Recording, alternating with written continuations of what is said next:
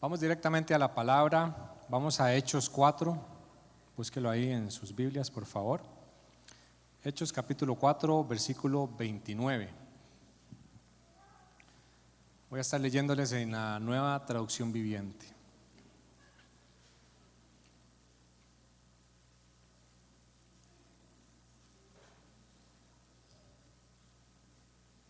Y dice así: y ahora, oh Señor, escucha sus amenazas y danos a nosotros, tus siervos, mucho valor para predicar tu palabra. Reina Valera dice: danos de nuevo. Extiende tu mano con poder sanador, que se hagan señales milagrosas y maravillas por medio del nombre de tu santo siervo Jesús. Después de esta oración, el lugar donde estaban reunidos tembló y todos fueron llenos del Espíritu Santo y predicaban con valentía la palabra de Dios. Todos los creyentes estaban unidos de corazón y en espíritu. Consideraban que sus posesiones no eran propias, así que, ¿qué dice? Compartían todo lo que tenían. Los apóstoles daban testimonio, ¿cómo? Con poder de la resurrección del Señor Jesús, y la gran bendición de Dios estaba sobre todos ellos. Vamos a orar. Padre, gracias por el momento de oración que nos has dado. Gracias por ese tiempo tan rico que hemos disfrutado delante de tu presencia. Y ahora, Señor, disponemos nuestro corazón a la semilla de tu palabra para que ésta dé fruto, para que venga y transforme corazones, sane corazones, liberte corazones, y que esa semilla dé fruto para la gloria de tu nombre, en el nombre de Jesús. Amén.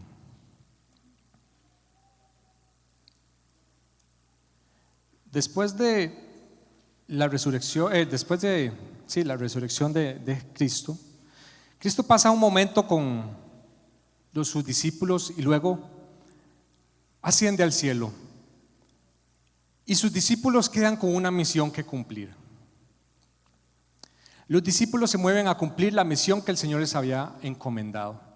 La iglesia primitiva, o sea, la primera iglesia, comprendía muy claro cuál era su misión: evangelizar al mundo entero.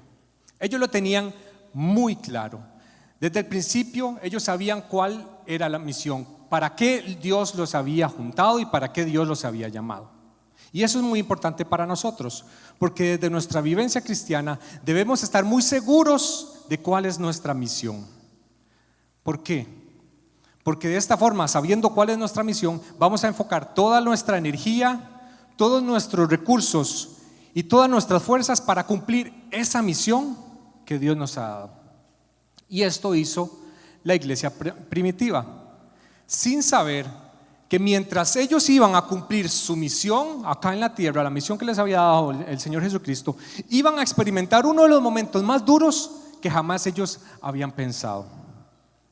Aunque Jesús ya los había preparado para esto, porque Cristo les advirtió, Cristo les dijo: no teman a los que matan el cuerpo. Ellos entendían que sus vidas podían correr peligro, que iban a pasar momentos duros aún cuando estuvieran cumpliendo la voluntad de Dios. Voy a repetir eso. Ellos entendieron que sus vidas iban a correr peligro, que iban a pasar por momentos no gratos, aún sabiendo que estaban cumpliendo la voluntad de Dios. Jesús les advierte que a ellos los iban a odiar. Nadie los va a amar, les dijo Jesús. La iglesia primitiva entonces entendió que la misión era importante, pero también entendió que iba a desencadenar una oposición contra ellos. Entonces la iglesia del siglo XXI, que somos nosotros, vemos este testimonio de los discípulos y lo tomamos como referencia, pero la iglesia primitiva no tenía de quién referirse. O sea, ellos eran los primeros, era la primera iglesia, y esto sucedía por primera vez. Entonces empezaron a experimentar una persecución que amenazaba con terminar el movimiento que apenas iniciaba. ¿Ha empezado usted algo que usted se siente motivado, motivada, algún grupo o algún emprendimiento o algo, una relación? Usted se siente como que tiene la cobertura de Dios y un pronto a otro todo se viene en contra, como que todo se cierra. Bueno, entonces, ¿cómo deberían de responder los discípulos si Jesús ya está en el cielo? ¿Cómo deberían responder ellos? En el año 35 después de Cristo, inicia una persecución terrible que empieza con la muerte de Esteban. Pero vea qué glorioso, porque en ese mismo año Saulo de Tarso se convierte. En el año 42 después de Cristo, el apóstol Santiago es decapitado por Herodes Agripa. En el año 49 después de Cristo, todos los judíos cristianos son expulsados de Roma. En el 64, Nerón lanza una persecución contra los cristianos y los inculpa por algo que él mismo hizo. Él le prendió fuego a toda Roma y dijo que habían sido los cristianos, los seguidores de Cristo. Entonces esto hizo que les lavó el cerebro a los romanos y que se pusieran en contra de los cristianos. En el año 65, los principales líderes de la iglesia primitiva son martirizados: Pedro y Pablo, y ellos mueren en ese mismo año. Pero los romanos pensaban que con eliminar los principales líderes el movimiento iba a acabar. Pero la Biblia dice que entre más los oprimían, más se multiplicaban.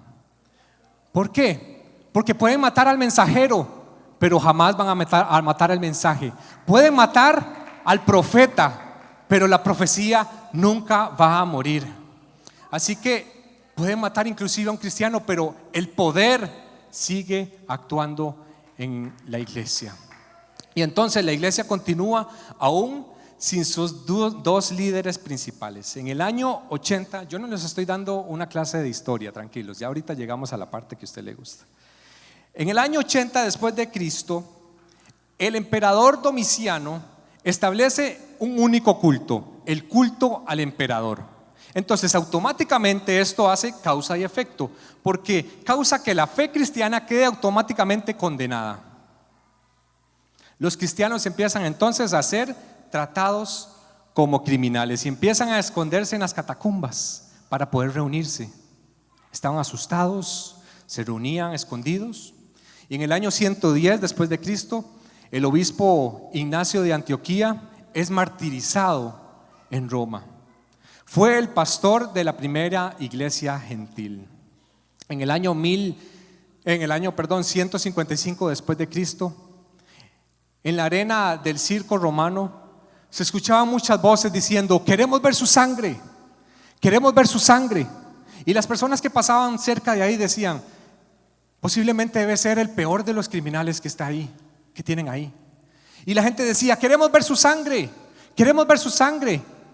Y de un pronto a otro se escuchan unas cadenas moverse, vienen unos soldados escoltando y ven que es un anciano, barba blanca, pelo blanco.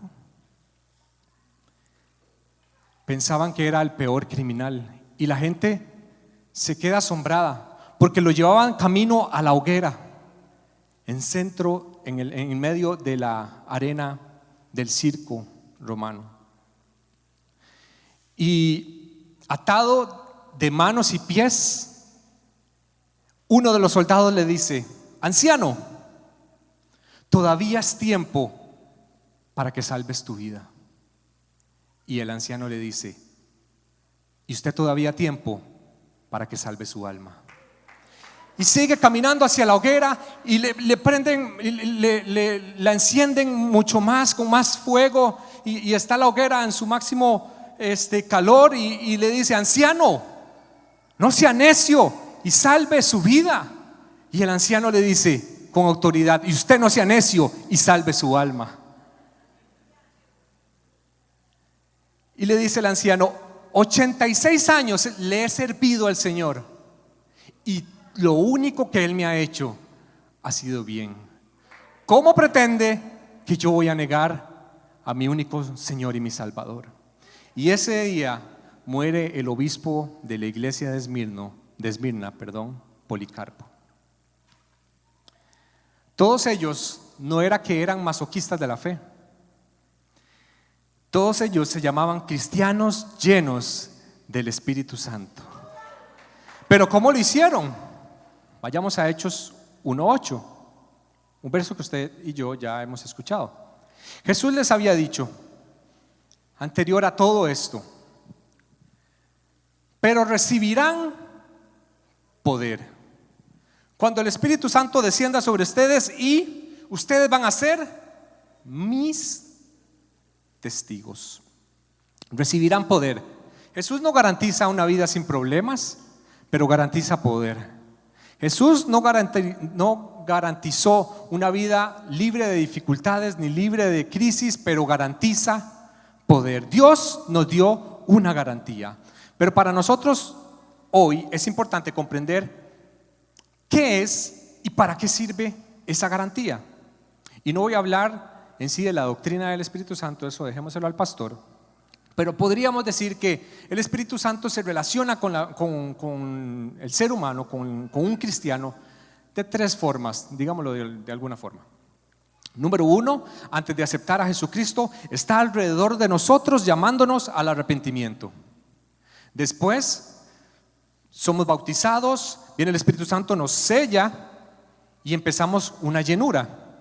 Somos llenos del Espíritu Santo, pero esa llenura es para caminar todos los días en santidad, poder vivir en santidad, empezar a dejar hábitos, adquirir hábitos, tener nuestra relación con Dios. Para eso es la llenura, y debemos estar llenándonos para vivir en santidad y cumplir el propósito. Pero también la Biblia dice que el Espíritu viene sobre nosotros, bautizándonos. Y esta palabra que la encontramos en Hechos alrededor de 6 o 7 veces, que sean llenos del Espíritu Santo, esa palabra es pimplemi. Es cuando una persona es bautizada con el Espíritu Santo, lo que conocemos como el bautismo del Espíritu Santo. Entonces, cuando usted lee ahí, fueron llenos del Espíritu Santo, la mayoría de veces se refiere a que en el momento vino un bautismo especial que iba a equipar a esa persona. ¿Por qué? Porque tenía que cumplir un propósito. Entonces Jesús dijo, pero van a recibir poder. ¿Por qué? ¿Qué es lo que estaba pasando? Los discípulos en el verso anterior le habían dicho, Señor, pero ¿qué es lo que va a pasar con nosotros? ¿En qué momento vas a liberar a Israel? ¿Y en qué momento vas a restaurar el reino? Y les dijo, tranquilos, a ustedes no les toca saber qué es lo que va a pasar mañana. Jesús les dijo, a ustedes no les toca saber las fechas. Ustedes lo que necesitan solamente es un bautismo del Espíritu Santo para que los equipe y que puedan enfrentar todo lo que viene en contra de ustedes. Primero él dijo, recibirán poder. ¿Qué es lo que estaba diciendo aquí Jesús? Jesús estaba usando vocabulario del reino, porque para en ese entonces alguien te diera poder, solamente un rey podía hacerlo. Y dijo, recibirán poder. ¿Poder qué significa? Poder viene del griego dunamis, que significa tener la capacidad, habilidad o la eficacia para lograr algo específico. Nuevamente, poder viene del dunamis, que significa tener la capacidad, habilidad y eficacia para lograr algo. Vaya usted insertando esa definición en el texto.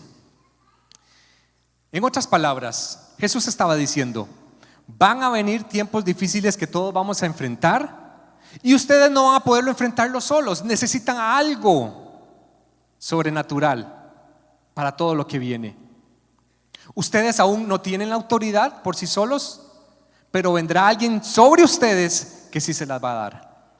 Recibirán la capacidad, la habilidad y la eficacia cuando el Espíritu Santo descienda sobre ustedes, bautizándolos. Y como resultado de eso, el mismo texto nos da la respuesta.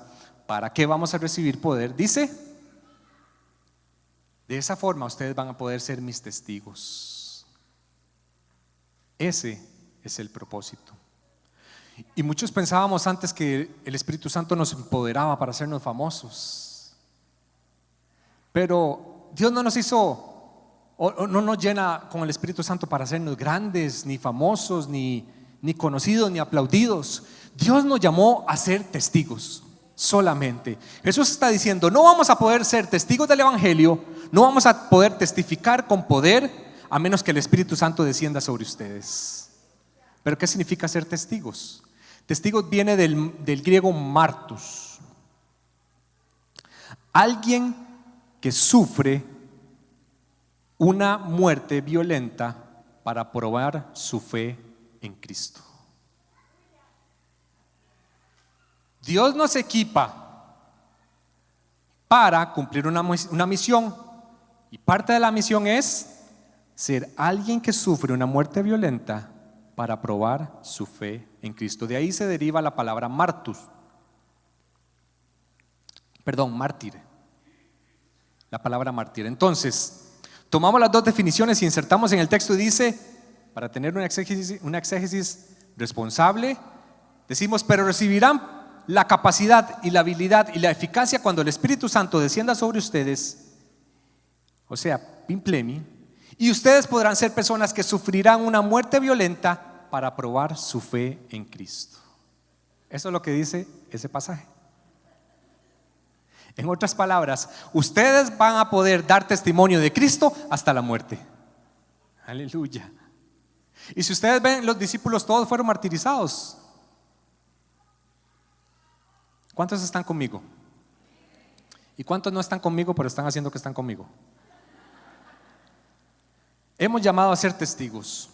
No hemos llamado a ser ni jueces ni abogados. Dios nos llamó a ser testigos. Y el mundo es el jurado que debe decidir, de acuerdo al testimonio que ve, entre usted y yo, lo que hagamos allá afuera. Y de acuerdo a lo que ellos vean de nuestra vida cotidiana, van a tener su perspectiva de Cristo. ¿Qué responsabilidad nos dio Dios? ¿Por qué? Porque esto va a poder afectar la vida de los demás. El testimonio va a impactar la vida de otros. Jesús les dijo: y me serán martus cuando sean llenos del poder, cuando sean bautizados. Antes de eso no lo van a poder hacer. Antes de eso no van a poder dar tu vida a causa del Evangelio. Pero cuando seamos bautizados, porque lo único que hizo que Esteban se esperara a recibir piedra sobre piedra no fue su fuerza de voluntad, no fue su curso teológico, ni su coaching cristiano, ni los 5 pasos para ser exitoso. Fue el poder del Espíritu Santo, que mientras que Esteban estaba ahí, le susurró al oído: el que quiera guardar su vida la perderá, pero el que la pierda por mi causa la ganará. Aleluya. Zacarías dijo: no es con ejército ni con fuerza, sino que con el Espíritu Santo, ha dicho Jehová de los ejércitos. Y esto lo habían entendido muy bien los discípulos, pero los habían encarcelado en ese momento y los habían amenazado por evangelizar, no por hacer milagros, sino por hacer las cosas en el nombre de Jesús. Y volvemos al texto que empezamos, Hechos 4:29, y dice: y ahora, oh Señor, escucha sus amenazas y danos a nosotros, tus siervos, ¿qué dice? Mucho valor para predicar. Aquí esa palabra predicar, otra traducción podría decirse hablar o charlar. Charlar no significa subirse en una plataforma y predicar. Predicar significa compartir el Evangelio, las buenas nuevas, hablar con otros. Y dice: danos mucho valor para predicar tu palabra. Escuchen la oración que están haciendo ellos. Ellos no oraron para ser liberados, aunque sí querían hacerlo. Ellos no oraron para obrar en milagros y que todo mundo quedara atónito. El clamor primordial de ellos es: danos mucho valor para predicar tu palabra. Era lo único que ellos querían hacer, continuar predicando. Entonces, ellos conscientes de que solo el Espíritu Santo los podía sacar de eso, Dios los capacita con una unción y con un poder especial. Pero no solo estaban pidiendo valentía, también dice el texto 30, verso 30: extiende tu mano con poder sanador, que se hagan señales y milagros y maravillas por medio del nombre de tu santo Jesús. Ellos habían visto a Jesús haciendo milagros de todo tipo, habían visto a Jesús entrenándolos día con día, tuvieron la experiencia del Pentecostés, habían visto cómo más de 3,000 personas se habían convertido. Después del Pentecostés, inmediatamente más de 3,000 personas se convirtieron a los pies de Cristo. Ellos habían visto todo tipo de milagros, habían hablado en lenguas, o sea, en otros idiomas, donde las personas, los judíos de la diáspora que venían de otros lados entendían su lenguaje. Por eso es que se sorprendieron y decían: ¿qué es lo que les pasa a estos? Y entonces Pedro, con el poder del Espíritu Santo, predicó, fue lleno del Espíritu Santo, predicó, y más de 3,000 personas fueron evangelizadas. Ellos habían visto demostraciones, y ahora, después de esto, vuelve a decir los discípulos: Señor, llénanos con tu Santo Espíritu para poder predicar con valentía. Como si ya el Pentecostés había pasado. Es extraño, ¿no?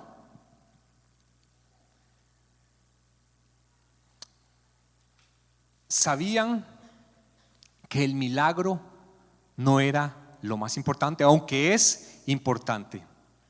Lo que más importante, o lo que más importa, es el poder de la palabra de Dios, aunque va acompañado muchas veces de milagros no necesariamente instantáneos. Pero vea lo que dice Hebreos 2. Dice: ¿cómo escaparemos nosotros si descuidamos una salvación tan grande? Dice el escritor. Esta salvación fue anunciada primeramente por Jesús, fue predicada por Jesús, y los que lo oyeron, dice, nos la confirmaron. A la vez, Dios ratificó esto cuando testificaron, cuando predicaron la palabra, lo ratificó su testimonio acerca de ella con señales y prodigios y diversos milagros y dones distribuidos por el Espíritu Santo según su voluntad. Ellos no podían hacerlo cuando ellos querían. Por eso aquí no hacemos campañas del avivamiento, y ni decimos que nos reunamos el 24 para que sea el avivamiento y todas esas cosas que se ven ahora. Sino la palabra dice que el Espíritu Santo se movía según su voluntad, como Él quería. Claro, nosotros estamos expectantes, le pedimos al Espíritu Santo que nos llene, pero no le ponemos fechas. Y sigue el pasaje diciéndole, Hechos 4:31: después de esta oración, el lugar donde estaban reunidos tembló, y todos fueron bautizados, todos fueron llenos del Espíritu Santo. Y entonces, después de un nuevo bautismo, dice que predicaban con valentía la palabra de Dios. Y dice, todos los creyentes estaban unidos de corazón y en espíritu. Y me encanta porque dice, solo el Espíritu puede hacer esto. Dice, consideraban que todas sus posesiones no eran propias, así que se compartían unos con otros, todo lo que tenían. Vea lo que ocasiona un bautismo del Espíritu Santo.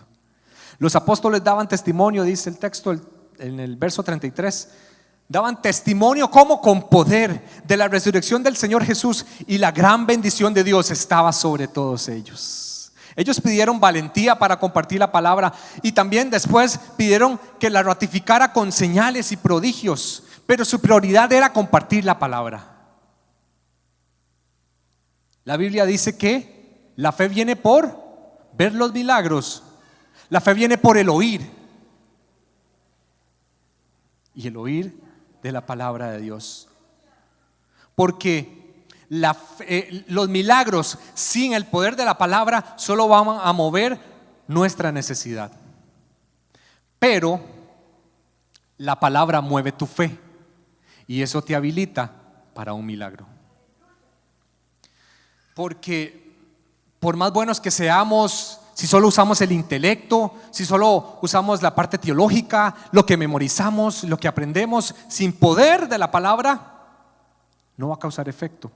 Al final el Espíritu Santo es el que convence con luz y poder. Pablo dijo en 1 Corintios: yo mismo, hermanos, cuando fui a anunciarles el testimonio de Dios, no lo hice con gran elocuencia ni con sabiduría. Me propuse más bien, estando entre ustedes, no saber cosa alguna, excepto ¿de quién? De Jesucristo y de este crucificado. Es más, me presenté ante ustedes con tanta debilidad y temblaba de miedo.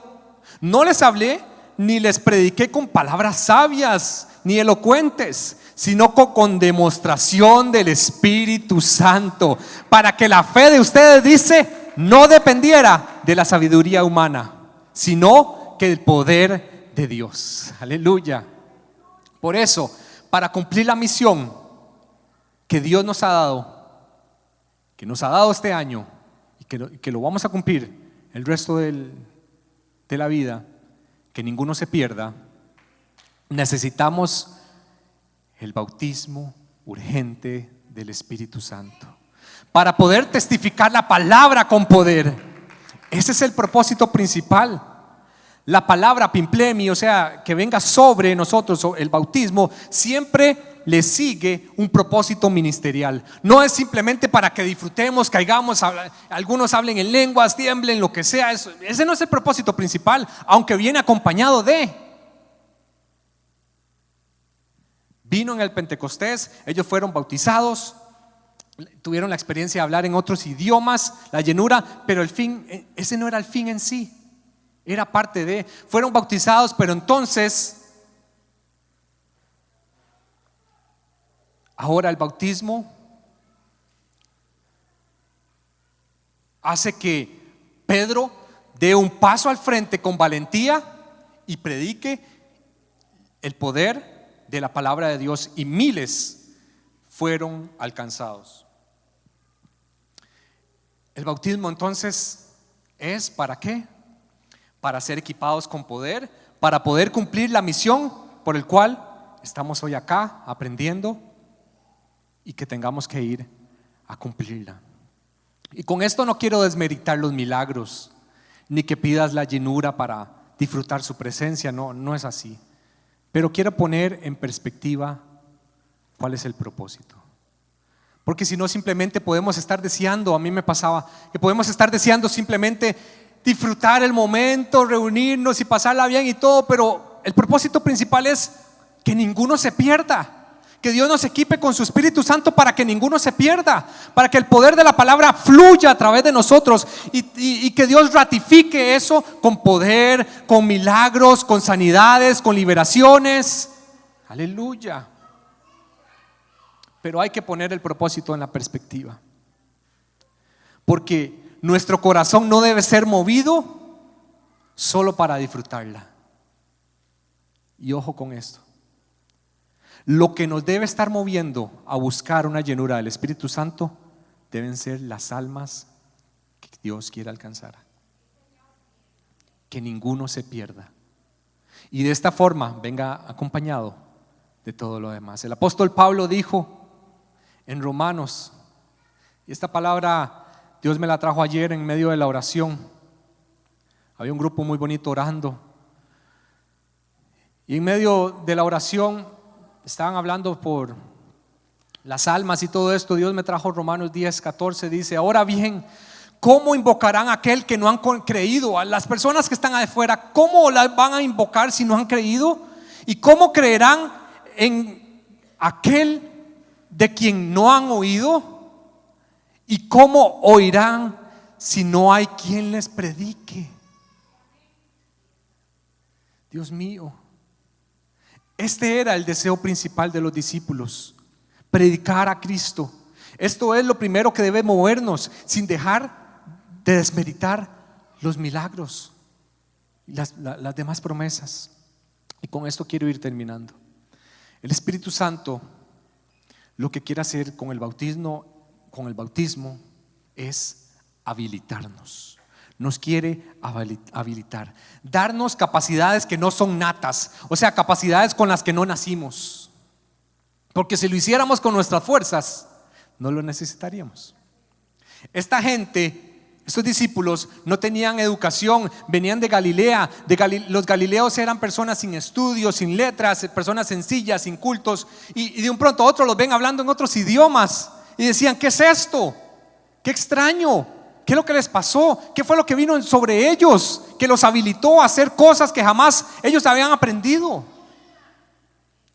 Dios prometió salvarlos, Dios prometió sanarnos, pero también prometió bautizarnos con el Espíritu Santo, porque eso nos habilita para ser testigos de Cristo. Pero el bautismo del Espíritu Santo no es una opción para el que quiera.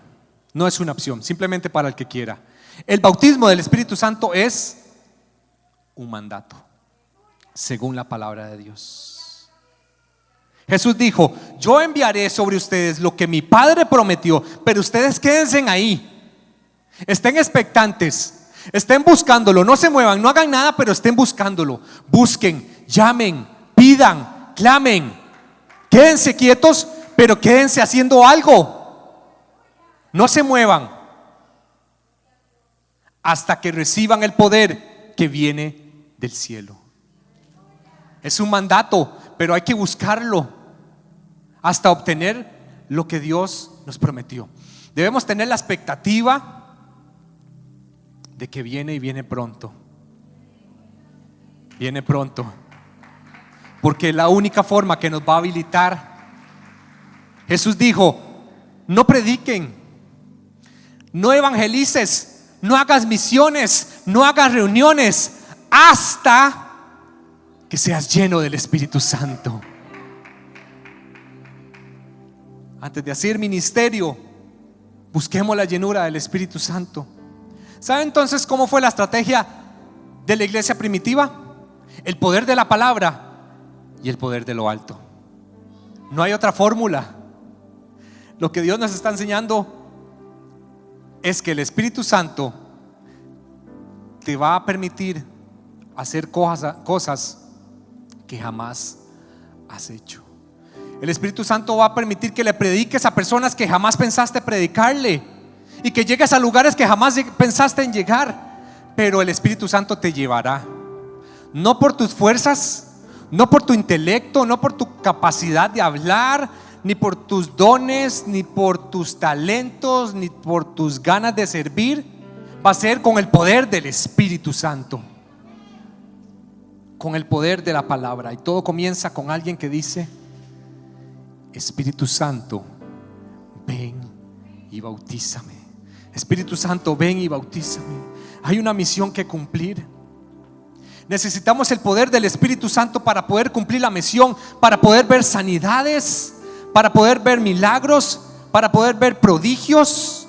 Pero primero necesitamos compartir la palabra con poder, para que ese hijo o hija tuyo que está en rebeldía caiga en el convencimiento de su pecado y caiga a los pies de Cristo con el poder de la palabra, para que tu matrimonio sea restaurado, tu esposo, tu esposa caiga a los pies de Cristo,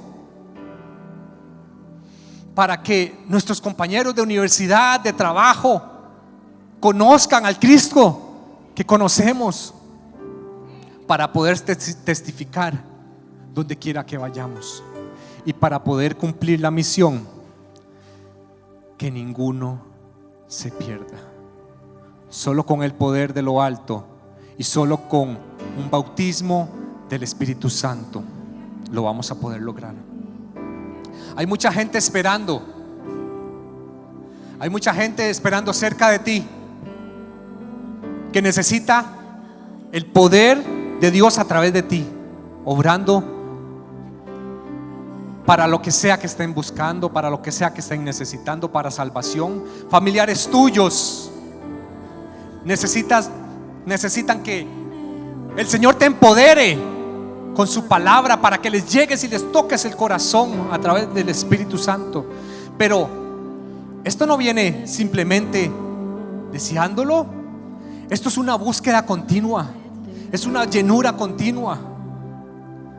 Necesitamos que esto sea como lo decía el profeta Isaías en el verso, en el capítulo 64, que dice: oh, ese oh es un grito de desesperación. Eso no es solamente, oh, si rompieras. No, no, no, no. Él, me imagino que estaba postrado, rasgado su corazón, y dice: oh, si rompieras el cielo. Había tanta necesidad en el pueblo que él sabía que solo la presencia de Dios podía venir y bautizarlos y darles el poder para vencer. Oh, si rompieras el cielo y descendieras, y cómo temblarían los montes con tu presencia. Así como el fuego hace que arda la leña y que hierva el agua, tu venida haría que las naciones temblaran. Entonces tus enemigos entenderían la razón de tu fama. Me encanta este verso, porque dice: entonces las naciones te conocerán.